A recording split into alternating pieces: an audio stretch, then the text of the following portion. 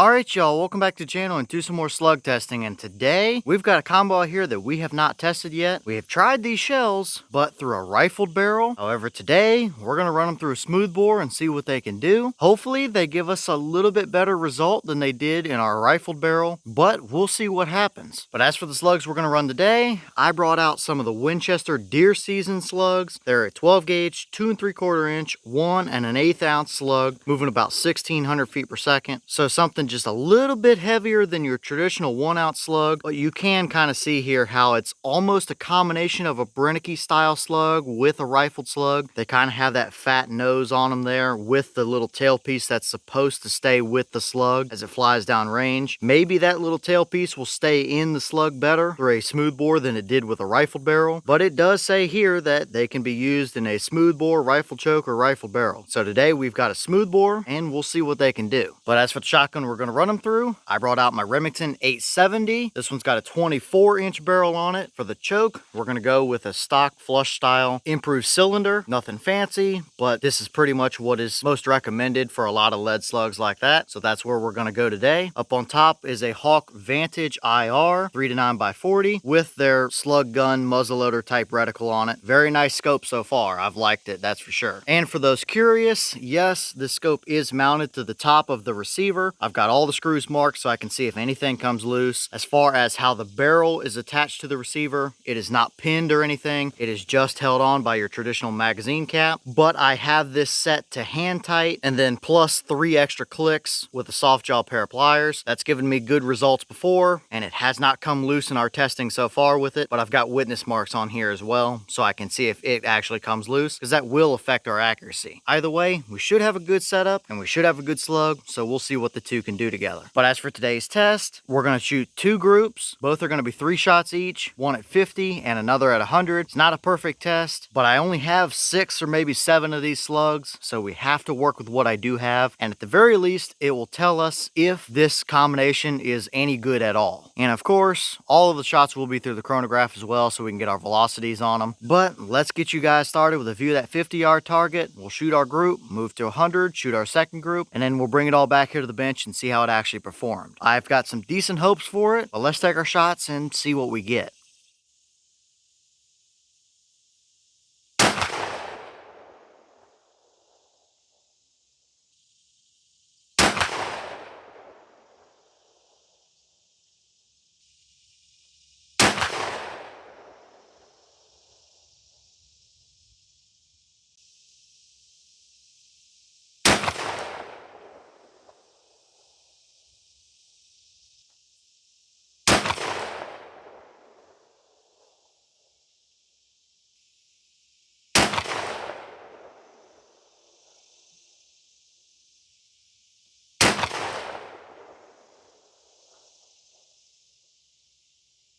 Alright, so let's go through here and check out our velocities real quick. The boss claim is 1600, however, we did not see that. We do have a 24-inch barrel on this 870, so chances are they probably ran it through a 28 or something like that to get that claim. But for a high, we had 1498. For a low, we had 1451, because I got rid of that weird 22 feet per second error velocity on here, which gave us an average of 1471, an extreme spread of 47, and a standard deviation at 16. So with an average at 1471, that's 229 feet per second below their claim. It most likely comes down to our barrel length, but here are your energy numbers so you can see what we're pushing with a 1 1/8 ounce slug at 1471. Still plenty enough to get the job done on a deer hunt or something, but let's go check out our target and see what kind of accuracy we got.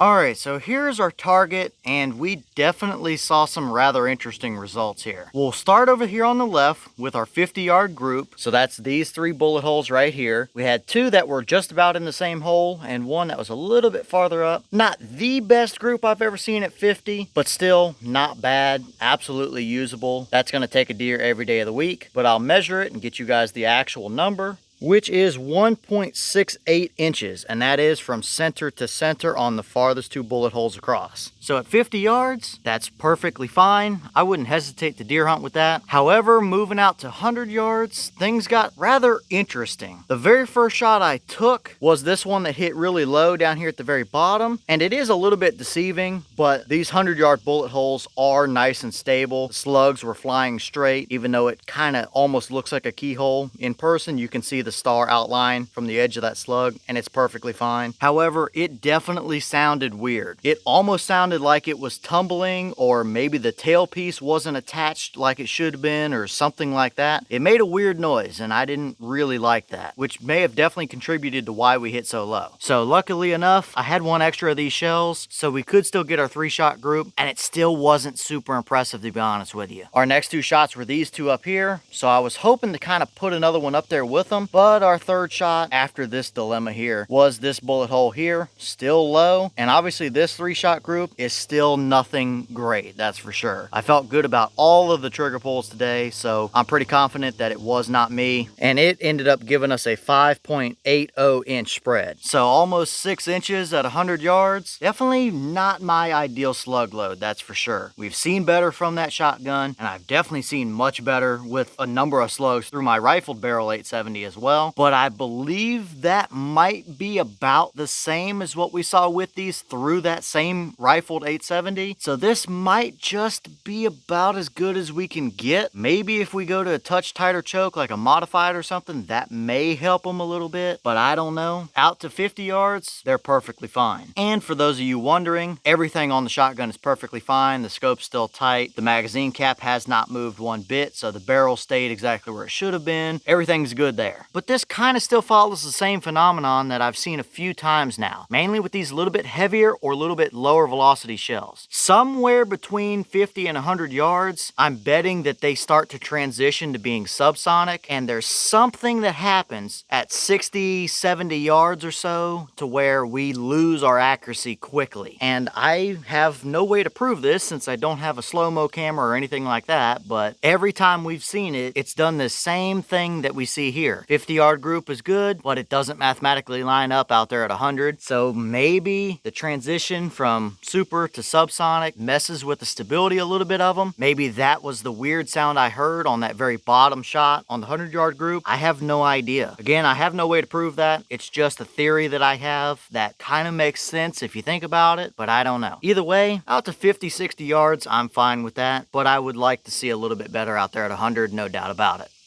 Alright y'all, well, what did you think about those results right there? I was definitely hoping for a little bit better, especially after seeing that 50-yard group. If we got roughly a 1.5 inch group at 50 yards, mathematically you would imagine somewhere around 3 inches, give or take a little bit, out there at 100, but that isn't what we saw. And if something actually was a little bit funny with that first shot at 100 yards, being that it gave us a really weird noise that I hope you could hear on camera, maybe there's a little bit of inconsistencies here, manufacturing tolerance, something like that. Something to do with the little tail skirt piece, which I did not find any of on the range, so that leads me to believe that they probably stayed in the back of the slug. It just seems like, for me, I would probably stick to 50 or 60 yards and call it good there with these. Is it still minute of deer out at 100? Yeah, probably, but just a little bit bigger than what I'd like to see. So who knows? Maybe we can pick up some more of these and choke them down a little bit more to a modified, or maybe even run them through a rifled choke or something like that and see what happens. I don't know, but so far, these seem like a perfectly fine 50-yard slug to me. But leave all your thoughts down below. Is that about what you expected to see? Were you a little surprised one way or the other? Have you tested any of these Winchester Deer season slugs, and if so, what kind of results have you seen? Is this a combo that you would hunt with that kind of accuracy, or would you probably either lean towards a different slug or keep your ranges in at 50 or closer? And what other shells might you want to see us test out of this 870? Let me know all that down below. But with that being said, I've got some more testing to get done for you guys, so I'm going to get back to it. As always, we have the channel Instagram as well as the mailbox where you can send stuff if you'd like. All the information will be in the description if you're interested in it, but I'm going to get back to it, so I'll see y'all in the next one.